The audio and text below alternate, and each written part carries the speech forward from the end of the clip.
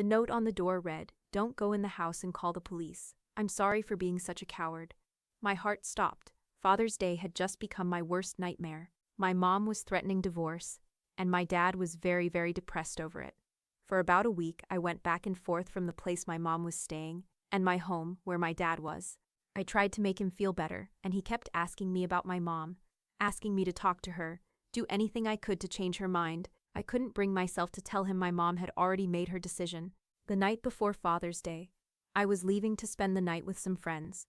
Before I left, I told him I'll be back early so I could make breakfast for him for Father's Day. He said he'll take a rain check. I didn't think anything of it. I went to a club that night and took some ecstasy.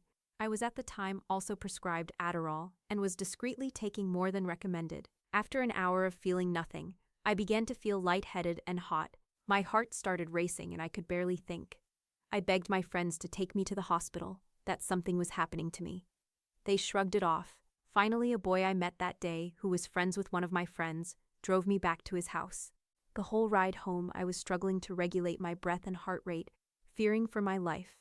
When we got to his house, my body began to calm down, leaving me extremely weak and exhausted. I remember laying on his bed, still terrified of what, and still could happen. His dog came up to me, jumped on the couch and curled up next to me, making it so his head propped on my leg, a melancholy look on his face. At about 6 a.m., all my friends were home, and after they begged forgiveness for not caring for me like they should have, I asked to be driven home.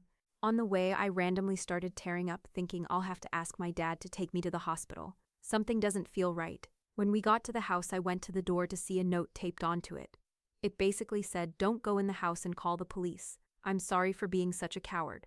My already weakened heart dropped. In shock, I called the police, eyes completely dry. That my dad had killed himself. I sat on the porch and cried. There was a lot of crying that day. My mom wailed when she drove up to the house, crying, "Oh my God, oh my God." I was taken to our neighbor's house and put to bed in the guest room. The rest of the day was spent alone, willing my body to survive. There were moments where I felt like it was going to shut down. I was too weak to cry. After a while, I realized it was Father's Day.